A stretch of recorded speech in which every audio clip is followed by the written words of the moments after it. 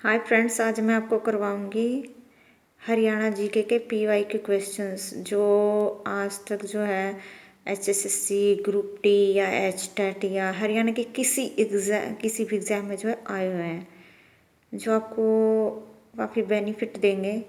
और मैं आपको ये करवाऊंगी 1000 के करीब ये क्वेश्चंस हैं और यहाँ से जो है आपको क्वेश्चंस जो है आ ही जाएंगे हर एग्ज़ाम में। ओके, मैं आपको विद एक्सप्लेनेशन आपको ये क्वेश्चंस करवाऊंगी। ठीक है, तो सबसे पहला क्वेश्चन क्या है, राष्ट्रीय पशु आनुवंशिकी संस्थान ब्यूरो जो है वो कहाँ स्थित है? कहाँ स्थित है? करनाल में। जिसमें हमारे ऑप्शन है करनाल है, कुरुक्षेत्र है, मेवात है, रेवाड़ी है, लेकिन आंसर क्या होगा? करनाल। राष्ट्रीय पशु आनुवंशिकी संस्थान ब्यूरो करनाल में स्थित है। ठीक है, अब हम इनको कुछ ना विद एक्सप्लेनेशन कर लेते हैं। करनाल में 1985 को जो है राष्ट्रीय पशु आनुवंशिकी संस्थान की स्थापना हुई थी। कब हुई थी इस आनुवंशिकी संस्थान की स्थापना? 1985 में। कुरुक्षेत्र के बारे में क्या है कि कुरुक्षेत्र में कुरुक्षेत्र यूनिवर्सिटी की स्थापना 1956 में भारत के प्रथम राष्ट्रपति डॉक्टर राजेंद्र प्रसाद ने की थी। ठीक है, कुरुक्षेत्र की यह विशेषता है। मेवात की क्या विशेषता कि मेवात जो है शहीद हसन खां मेवाती कॉलेज नल्हड़ मेवात में स्थित है। ठीक है, उसके बाद रेवाड़ी में क्या? इंदिरा गांधी यूनिवर्सिटी मीरपुर रेवाड़ी में स्थित है। ओके, अब नेक्स्ट क्वेश्चन क्या है, हरियाणा का यह लेखक उर्दू पत्रिका भारत प्रताप का संपादक था। तो हमारे ऑप्शन क्या क्या है? बाल मुकुंद गुप्त, प्रताप नारायण मिश्र, महावीर प्रसाद द्विवेदी, इनमें से कोई नहीं। तो कौन था? बाल मुकुंद गुप्त।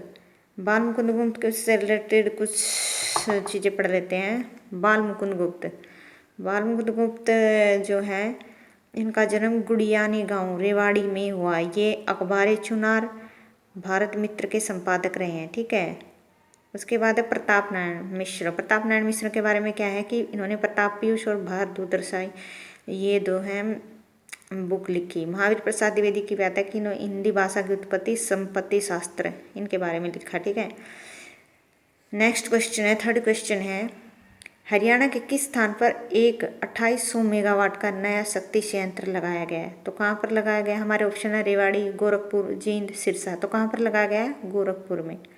ओके, तो गोरखपुर में के बारे में कुछ पढ़ लेते हैं।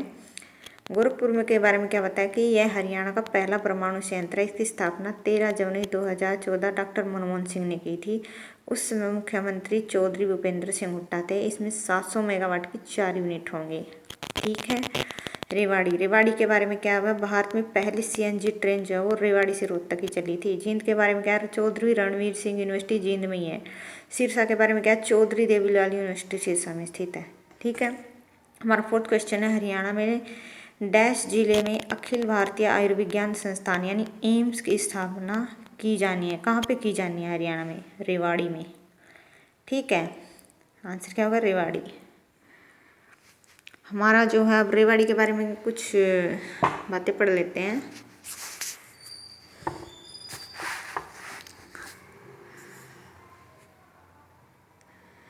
रेवाड़ी की बातें क्या है कि देश के 22वें अखिल भारतीय आयुर्विज्ञान संस्थान यानी 22वां एम्स खुलेगा। कहाँ पे? रेवाड़ी में, मनेठी गांव में। ठीक है, अम्बाला में क्या है? महर्षि मार्कंडेश्वर यूनिवर्सिटी अम्बाड़ा में है। मेवात बिहार का पहला मोबाइल कोर्ट जो वो मेवात में ही है। रोहतक में क्या है? महर्षि दयानंद यूनिवर्सिटी और पंडित भगवत दयाल शर्मा यूनिवर्सिटी भी जो है वो रोहतक में ही है। हमारा फिफ्थ क्वेश्चन है, झज्जर की रहने वाली मनु भाकर जो है वो कौन से खेल से रिलेटेड है? तो कौन से? निशानेबाज से रिलेटेड है। निशानेबाज कुछ इनके बारे में ज़्यादा एक्सप्लेनेशन पढ़ लेते हैं। मनु भाकर का संबंध कहाँ से है? झज्जर जिले से, झज्जर जिले के गोरैया गांव से। 16 वर्ष की उम्र में इसने राष्ट्रमंडल खेलों में सबसे कम उम्र में जो है गोल्ड मेडल जीता, जिन्हें अभी हाल में अर्जुन पुरस्कार भी दिया गया। ठीक है, तो कुछ हम पहलवानों के नाम जान लेते हैं। ये ऐसे क्वेश्चन बनते ही हैं कि निम्नलिखित में से कौन पहलवान है कौन नहीं है। ठीक है, ऐसे क्वेश्चन आ जाते हैं। तो पहलवान कौन कौन है हमारे हरियाणा के? साक्षी मलिक, सोमवीर काद्यान, विनेश फोगाट और बजरंग पूनिया। इनका संबंध किससे? पहलवानी से। और बैडमिंटन खिलाड़ी कौन हमारे यहाँ पे? साइना नेहवाल, वह हिसार से है। साइना नेहवाल का तो आपने सुना ही हुआ, हिसार से। हॉकी खिलाड़ी कौन कौन है? रानी रामपाल, सविता पुनिया, नवजोत कौर और सरदारा सिंह। ओके, हमारा सिक्स्थ क्वेश्चन है, भारत में मेहंदी का सबसे बड़ा निर्यातक कौन है? जो मतलब कि जो कि एक्सपोर्ट करता है मेहंदी सबसे ज़्यादा कौन सा हमारा डिस्ट्रिक्ट करता है, वह फरीदाबाद। ठीक है, फरीदाबाद के बारे में कह रही है, हरियाणा का फरीदाबाद जिला जो है मेहंदी का सबसे ज़्यादा निर्यात करता है। रेवाड़ी का में क्या है, यहाँ बर्तन उद्योग पूरे भारत में प्रसिद्ध है रेवाड़ी का। गुड़गांव का क्या है, सॉफ्टवेयर निर्यात में तीसरा स्थान है। रोहतक में क्या है, एशिया की सबसे बड़ा कपड़ा मार्केट रोहतक में, जिसका नाम शोरी मार्केट है। ओके, हमारा सेकंड क्वेश्चन है, डैश झील हरियाणा के गुड़गांव में स्थित है। कौन सी झील हरियाणा के गुड़गांव में? आंसर है दमदमा।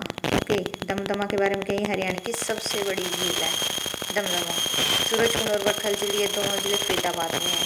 सूरजकुंड बड़खल झील भिंडावास और खप्परवास ये झज्जर जिले में। ओके, गन्ने झील में है भिंडावास और खप्परवास।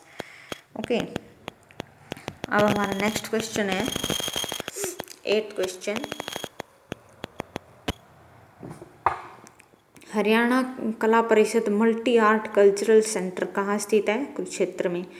कुरुक्षेत्र हरियाणा कला परिषद multi art cultural centre Kurukshetra में स्थित है। विश्व का पहला आयुष यूनिवर्सिटी भी कुरुक्षेत्र में स्थित है।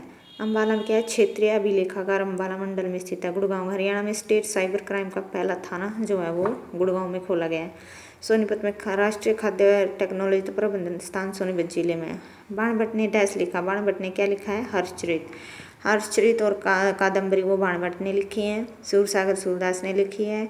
और जो भगवत गीता है वो महर्षि वेदव्यास ने लिखी है। और रामायण महर्षि वाल्मीकि ने लिखी है। ओके, 10 क्वेश्चन है, हरियाणा के डैश जिले में ब्रह्म सरोवर स्थित है। कहाँ स्थित हरियाणा, कहाँ पे है ब्रह्म सरोवर?